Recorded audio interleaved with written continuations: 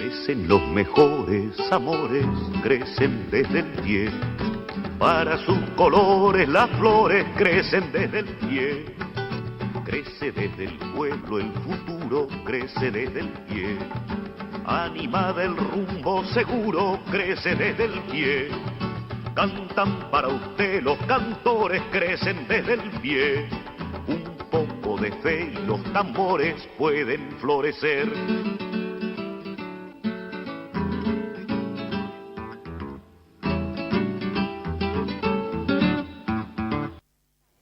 Bueno, ¿cómo les va? Muy buenas tardes. Bienvenidos a una nueva edición de Desde el Pie, esta construcción colectiva que ya llevamos con Tomás Viú, nuestro productor. Mi nombre es Marcelo Nocetti, transcurriendo el 5º año de emisión de un programa, como decimos siempre, que nació de la clase obrera y pretende no correrse demasiado de ese lugar.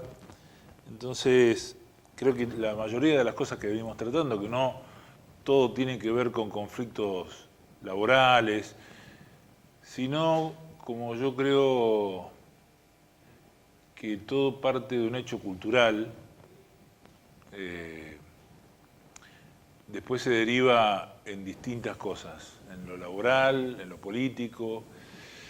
Antes de olvidarme, quería saludar a quien merezca ser saludado.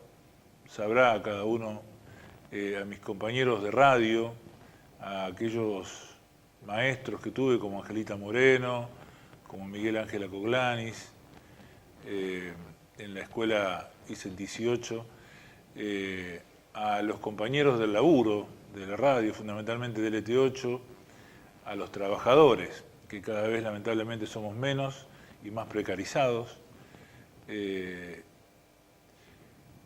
Quiero saludar también a los viejos dueños de las radios que estaban orgullosos de ser dueños, más allá de que casi nunca coincidimos ideológicamente, pero eran respetuosos del hacer bien la radio, cosa que ahora lamentablemente no pasa. Los dueños de las radios están más atentos a sus negocios económicos, políticos o lo que sea, que a hacer una buena radio. Entonces, quiero quedarme con el saludo a mis compañeros, aquellos que creen en los sueños y que creen que esos sueños son posibles de realizar. La radio es eso, imaginación pura. ¿Por qué hoy sábado, siendo que el día de la radio fue el jueves? Porque nosotros grabamos los jueves. Por eso. Y el jueves pasado la radio cumplió 100 años de aquellos locos de la azotea que transmitieron por primera vez, para los pocos que tenían un receptor, una ópera desde el teatro, ¿no? Y después, lo que nos concierne al tema de hoy, que también tiene que ver con lo cultural, que también tiene que ver con la memoria. Galeano dice que la memoria guarda lo que merece ser guardado y la memoria sabe más de nosotros que nosotros mismos. Entonces, es bueno que hoy día, más allá de lo que era en antaño, la memoria oral, el paso de generación en generación, bueno, hoy afortunadamente tenemos la posibilidad de tener eso y aparte tener todos los documentos, o la mayoría de los documentos, o los que se hayan encontrado, o los que no se hayan robado, o los que no se hayan quemado. Y para eso tenemos una invitada con muchos años de trayectoria, más allá de que sea una señora joven, pero realmente con muchos años de trayectoria en el ámbito de los derechos humanos.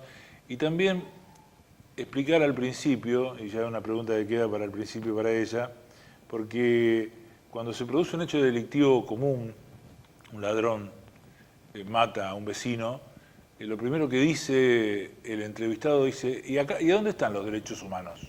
¿Por qué no hay derechos humanos para nosotros? ¿Solamente para los ladrones hay derechos humanos? Bueno, vamos a tratar de aclarar cómo nacen las organizaciones de derechos humanos y a partir de qué hechos y de qué hechos son los que suceden. Los anunciantes y volvemos.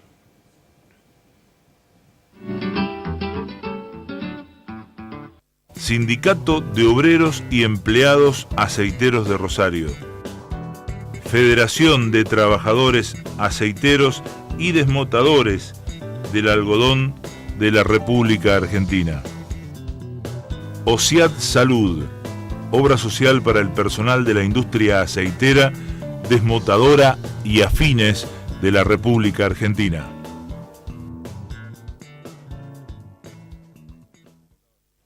Bueno, nuestra invitada es Norma Ríos. ¿Cómo te va, Norma? Muy bien, muy bien. Me siento muy culpable porque tenemos unos hermosos barbijos con el sello de la PDH y me olvidé de traerlo. Oh. Esto es la memoria, ¿no? Claro. Esta pregunta que vos hacías... Bueno, primero, Norma es vicepresidenta de la PDH. Nacional, sí, fui presidenta de la PDH los 4 años de Macri. Y ahora soy vicepresidenta. APDH es... Asamblea Permanente por los Derechos Humanos. Que tiene ¿cuántos años? Y desde el 75. Nacimos en diciembre del 75. Son un montón, ¿no? 45. Poco antes de la dictadura. Y tiene mucho que ver contestarte esto que vos te decís, que vos preguntabas y planteabas, porque es una realidad cotidiana, que vengan los derechos humanos. En primer lugar, nosotros nacimos justamente en un momento terrible de la sociedad argentina, cuando el terrorismo de derecha, fundamentalmente la Alianza Anticomunista Argentina, asolaba asesinando no precisamente solo comunistas, sino todos los luchadores y personas que pensaban. Un grupo de gente famosa, muy conocida en el ámbito social, político, sindical, pensó que sus personalidades, por decirlo de alguna manera, la importancia de ellos, iba a conformar un espacio del cual protegerse y proteger a los demás de este terrorismo. Lo cierto es que, bueno, cumplió un papel totalmente diferente al que cumplían las organizaciones de madres, abuelas, familiares, etcétera, porque tiene una característica diferente, muy amplia en todos los aspectos, territorial. Bueno, ese es un éxito que mi mandato asume como propio, ya que cuando yo entré éramos muy pocas regionales y terminamos con más de 30, así como terminamos con una denuncia Burri o lo último que firmé, la denuncia Añez por genocidio, la pseudo denominada presidenta de Bolivia, o el orgullo de haber sido una de las únicas personas que firmó en contra de Rosenkrantz, una presentación, digamos, para que no asuma entrando por la ventana. Son tantas cosas que por ahí me olvido. Nos tocó pasar Santiago Maldonado. Claro, vamos a aclarar eso. Y vuelvo a esto de la gente. Nosotros, cuando reaccionamos frente a las violaciones del Estado hacia los ciudadanos. Claro. Entonces vos tenés que asumir tu papel de ciudadano, y cuando tenés un atentado por un delito, cometido generalmente porque ves solo otra cosa, el delito de los pobres, cometido por alguien, tenés la policía, tenés la justicia, hay un fiscal que te defiende, tenés la posibilidad de generar todo tipo de juicios, ya sea por justicia, ya sea por recomposición económica, por resarcimiento económico, etcétera, etcétera. Pero cuando es el Estado el que te ataca, que es lo que pasó en las organizaciones de derechos humanos que peleaban por la desaparición de sus hijos, por la tortura, por la violación, por el robo de sus nietos, etcétera, etcétera. Esto podemos hablar días, pero creo que además de haber un nunca más, que fue lo primero que hubo, ya hay en este momento suficientes juicios de lesa humanidad y hay una política que determinó que el terrorismo de Estado fue tal, y hay una política oficial del Estado argentino que hoy no permite o no debería permitir algunas cosas que vemos todos los días. Entonces, eso es lo que defendemos nosotros. Y hay peleas que son legales, y utilizamos los abogados, y hay otras que son legítimas. Hay peleas que son legítimas y que tratamos de que lleguen a ser legales en defensa de las personas. Y en el medio está claro que si nosotros, con la experiencia, el trabajo que tenemos para defender a los ciudadanos del ataque del Estado, que pasa por montones de espacio, viene alguien, qué sé yo, un vecino, y te dice, mirá, me pasa tal cosa, y también podemos acompañarlo si él presenta pelea contra el Estado. Si a vos te asesinaron un hijo y vos presentás pelea contra el Estado porque es la policía, porque no te... Y eso crea la confusión, porque es la policía la que lo mató, porque es el Estado que de alguna manera lo mató, no necesariamente la policía, puede pasar un camión y te lo pisa, pero el camión pertenece a un estamento estatal, etc. Hay un montón de cosas que pasan. O simplemente no los empleados estatales, sobre todo, que no les dan las cosas que necesitan. Nosotros hemos peleado hasta en la hora social. Pero digamos. Norma, una pregunta. Aquellos que manifiestan eso frente a las cámaras o frente a algún medio cuando es consultado y lo primero que dicen es ¿y dónde están los derechos humanos? ¿Vos pensás que lo piden realmente como una necesidad de que los ayuden o es de alguna manera una chicana siempre a las organizaciones de derechos humanos? Es una chicana que viene preparada, armada y es parte del discurso. Y que muchos lo hacen sin saberlo. Claro, es parte del discurso y de la falta de un discurso contrahegemónico desde determinados lugares contra la derecha. Porque yo he escuchado a muchos periodistas, fundamentalmente a nivel nacional, pero también a nivel local, que manifiestan esta cuestión. ¿Y dónde están las organizaciones de derechos? El periodista está especialmente preparado para armar un discurso a favor de una derecha que es sangrienta, que es cerril. El periodista. El periodista que te dice eso.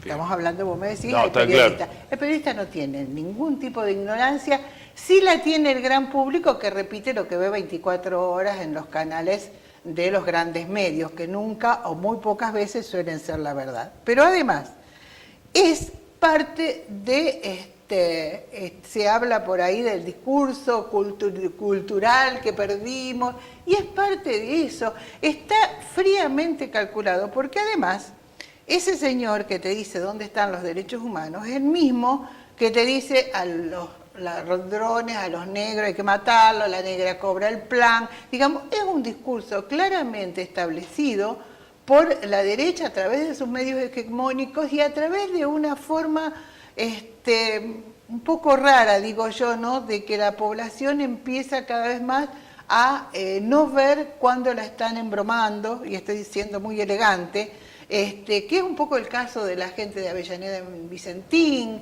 que es el caso de aquellos que van a pelear ahora contra la reforma judicial, o tantas tonteras por las que salen, gente que vos sabés, o los anticuarentena, que sabés que son los primeros que se van a morir porque sus edades realmente no resisten mucho el virus, porque estamos hablando de gente grande, que además es la más cerril, es la que todavía sigue diciendo por algo habrán hecho, bueno, ahora, yo los mataría a todos. En Rosario ha crecido realmente mucho y da cuenta de aquella movilización que se hizo en el monumento hace 10 o 12 días atrás. Sí, y además hay sectores de gente que saben bien lo que quieren y hay otros que van a la cola de un montón de cosas. A veces se habla del odio, yo creo que sí, que tienen una frustración de sus vidas, yo podría analizar unos cuantos de los que están ahí, y que los lleva a una frustración feroz que no encuentran salida, no es fácil, y que entonces, bueno, esto es el no a todo. Ahora, la pregunta, cuando ellos dicen dónde están los derechos humanos, la pregunta que uno les puede hacer es, ¿dónde estaban ustedes cuando se sucedían y se multiplicaban las muertes, cuando se multiplicaban todos los daños a la población? Porque mirá que hace años, ¿cuántos años? ¿Hace 25 que nos conocemos? ¿30? Y hace años que venimos peleando contra cosas, menemismo. En el kirchnerismo las cosas mejoraron para un montón de gente, pero es la gente que vos no viste. Mirá qué te puedo decir, cuando le sacaron las computadoras a los chicos, cuando le sacaron la salud a los discapacitados, cuando nos sacaron el aumento a los jubilados. Mirá que cosas más sanas que esa para salir, como dicen ellos, sin ideología. No, es mentira, tienen la ideología de la derecha. Les gustaría ser Macri, ¿por qué a nadie? Porque a mí me da tanta bronca que lo dejaron salir a Macri y vos no ves marchas en contra de que Macri está en Suiza disfrutando, porque a muchos argentinos, demasiados para mi gusto, les encantaría ser Macri. No, les encantaría. De eso no me cabe duda. Y no solamente les encantaría ser Macri, sino que apoyan lo que Macri hace, porque Macri no construye desde la política, construye desde su lugar de poder. Entonces, a los que lo votaron se identifican con ese modelo del poderoso, y Macri sigue haciendo lo mismo que le dio resultado, mostrándose poderoso, Claro. yendo con príncipes, con reinas, con esto, con aquello. A ver, me acuerdo, quizás no tiene mucho que ver con esto, pero a Reutemann en su momento mucha gente lo votaba porque tenía ojos celestes. Totalmente, sí tiene que ver. Sí tiene que ver, porque tiene que ver también con un pueblo, y creo que ahí es, yo siempre llevo el nudo de la cuestión a un pueblo que sufrió un genocidio. Acá, hace 45 años, este pueblo que venía de grandes luchas, que venía resistiendo golpe de Estado tras golpe de Estado, años de democracia, golpe de Estado, años de gobiernos constitucionales, golpe de Estado, tuvo un genocidio. Y ese genocidio terminó con una generación y le dijo a las generaciones, estamos muy cerca en la historia, le dijo a las generaciones subsiguientes que ojito con lo que hacían. Y si ahora, fíjate vos, pueden tan cruelmente asesinar jóvenes por nada, o asesinar jóvenes por ser solidarios, caso Santiago Maldonado, o asesinarlo por nada, como Facundo Astudillo Castro, hacerlos desaparecer, que la familia los busque en meses, y que las luchas que generan y la empatía que generan hace que aparezcan. Es decir, es también para decirte, mirá lo que te pasa por no hacer nada. Hablando mal y pronto en castellano, mirá por boludear lo que te pasó, por ir a buscar a tu novia de Pedro Luro a Bahía Blanca. ¿Vos te imaginás si vos te ponías a pelear? ¿Vos pensaste en algún momento lo que te va a pasar? Mirá, chiquito, no, no, esto no, de acá no se pasa. Por suerte, hay miles y miles y miles que siguieron pasándose de la raya todos estos años, que siguieron peleándoles en su territorio, porque también tenemos que decir 45 años y me sobran los dedos de una mano para decir algún sopapo, algún ataque a los genocidas. Pero eso generó una Argentina, Norma, esa es la Argentina que querían. Muchos ministros de seguridad de la provincia de Santa Fe, hablo de Santa Fe porque es lo que me acuerdo, hablaron de cambiar la matriz educacional de la policía. ¿Por qué me mirás así? Digamos, hacer cursos de derechos humanos a los policías, esto, aquello y demás. Y a mí me da la sensación que la policía es la misma. Hablaban de cambiar la policía y la ponían a Leila Perazo de jefa de policía, una mujer que era la que entregaba a los pibitos cuando detenían a los compañeros y los desaparecían. No jodamos. Lo denunciamos en la legislatura provincial y 24 horas después era jefa de policía. A ver, ¿vos te acordás? Perfectamente. Denunciamos en el 98, hablábamos de los narcos y la policía y nos decían que estábamos locos. Cuando dijimos del Poder Judicial y la policía, Hoy encontré, dando vuelta por las redes, en enero se hizo una exposición sobre seguridad e inseguridad, donde por suerte tomaron el título de decir, bueno, en la sociedad dividida en clases, la seguridad o la inseguridad no significa lo mismo para todos. Eso está claro. Para mí seguridad es seguridad social, que la gente coma, que estudie, que tenga trabajo, que tenga posibilidades. Mirá lo que te pido, Sí. ya ni siquiera que lo tenga, que tenga posibilidades de aunque tener. sea una oportunidad. Aunque sea una oportunidad. Bueno, para otros no, es matar al negro. Bueno, está claro. Y yo digo, cuando digo matar al negro, me incluyo, digamos, bien claro de dónde vengo, todavía me acuerdo, del frío y de algunas otras cosas, digamos, de dónde vengo. Del piso de tierra, del techo de chapa, las paredes precarias. Entonces, yo sé bien de qué te hablo. Entonces, la gente, pero yo tuve oportunidades. Rezago de gobiernos anteriores, antes de la dictadura, tuve oportunidades. De estudiar, por lo menos, de saber leer y escribir. Entonces, la gente tiene esa visión. Y te decía, en enero del 2020 yo estaba sentada atrás de un fiscal, no lo voy a nombrar, jefe de fiscales de Santa Fe. Y yo le digo, lamento yo sé lo que te debe costar, pero hablo de cómo los fiscales y el narcotráfico son una sola cosa. ¿Por qué te crees que yo tengo la bola de cristal? No, claro. Uno sabe, pero además lo saben todos. El problema es que cada día más es Rodolfo Walsh. Tenemos certezas, aunque no tengamos pruebas, porque pruebas, ¿cómo vas a tener pruebas si vos hablas en contra de Juan o de Pedro y en los barrios fundamentalmente la gente es asesinada y los chicos son asesinados y demás? En otros sectores vos tenés relaciones con los narcos y sos vicegobernadora o vicegobernador. Yo nunca digo nada que no tenga escritos varios en las manos. Pero basta con ir a un extremo que es México, digamos. Yo me quedo acá nomás en la tablada. Bueno, y un poquito más. Pero sí, una señora de un alcalde que llama para que le paren 2 colectivos llenos de estudiantes y los estudiantes desaparecen los 200. Y lo van a buscar a las fosas comunes y encuentran 200 ahí, pero no eran esos, eran otros. No.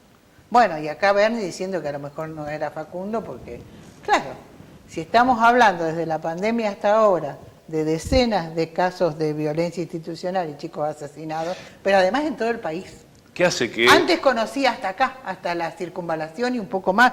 Ahora tengo conocimiento de todo el país. Claro. Todo el tiempo. ¿Qué hace que...?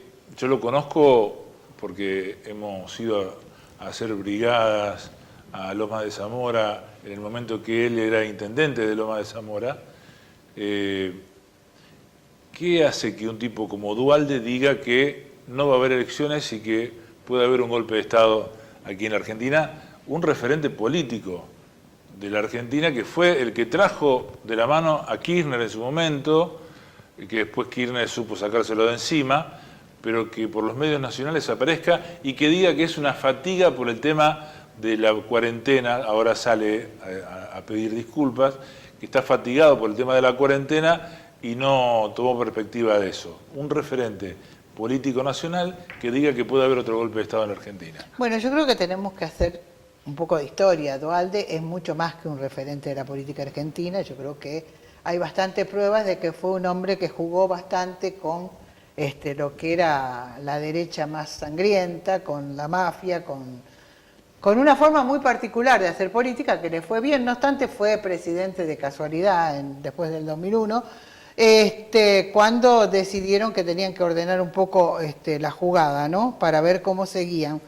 Pero bueno, no está lejos del asesinato de Costequi Santillano y de cuantos otros, del cual no podemos tener demasiadas pruebas. Hay un libro de él que hay que leerlo, y hoy es un cadáver político absoluto, pero no estúpido. Bueno, un amigo va derechito a hacer lo que quiso hacer. Él fue mandado o no, creo que probablemente poniéndose de acuerdo, porque esto coincide con un montón de otras cosas. La imbécil de una de las tantas rubias taradas que hay en la televisión, que primero toma agua, qué sé yo, lavandina o algo parecido, y luego dice que teme una guerra civil en la Argentina. ¿Vos crees que es tan tonta como para no saber lo que es una guerra civil y lo que hoy pasa en la Argentina y que no tiene absolutamente nada que ver? No, están mandados. Bueno, después no quiero seguir nombrando porque te van a echar de acá, pero tenés un montón de personajes. Por eso decía al siniestros. principio, cuando saludaba a mis compañeros de radio, que los dueños de los medios de comunicación hoy en día están íntimamente ligados con el poder político y con el poder económico. Totalmente. Que a su vez el poder político depende totalmente del poder económico, que es el que los banca. Totalmente. Si no, Macri no hubiesen dado la veña y hecho ganar tanto dinero, por ejemplo, a Vicentín, que fue uno de los que lo bancó. Totalmente. Y quiero recordar algo, porque viste que uno tiene hijos y está baboso, y mi hija suele enseñarme, y nietos, y está más babosa todavía, y mi hija suele enseñarme algunas cosas, es muy inteligente, pero además te permite pensar en perspectiva. Y viste cuando uno dice, yo por empezar soy de las que eternamente me niego a decir fulanito es un tarado así, es la imagen que quieren vender, pero yo tengo claro que no lo son. Entonces, viste, decimos de Milei, por ejemplo, un personaje, que son auténticos personajes, yo ni siquiera sé si existen en la vida real como tales o se disfrazan para estar ahí. porque uno lo mira y le cuesta entender que camine por el mundo. Y entonces uno tiende a decir, es un tarado. Me decía mi hija el otro día, mamá, nunca me olvides, vos me lo enseñaste, ¿viste? La vida es redonda. A Hitler se le reía a todo el mundo, en su pueblo, en su barrio, y bueno, y generó un crimen de la humanidad que nos costó 50 millones de personas, ¿no?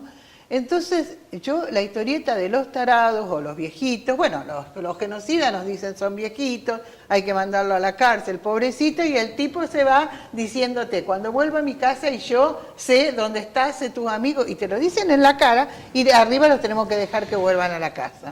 Con esta cuestión del coronavirus, la pandemia y demás, la virtualidad, porque tenemos 2 minutos finales nada más, ¿pudo seguir ejerciéndose la defensa de los derechos humanos? Mira, hemos trabajado más que nunca, trabajamos 16 horas por día, no tenemos horario, entre otras cosas. Además, la violencia institucional, te doy los títulos. Violencia institucional, hicimos protocolo de violencia institucional, protocolo de educación, presentaciones internacionales por la violencia, tenemos un informe de la violencia en tiempos de pandemia, informes en Cava de la situación económica, informes en todo el país, sobre todo en el sur constantemente.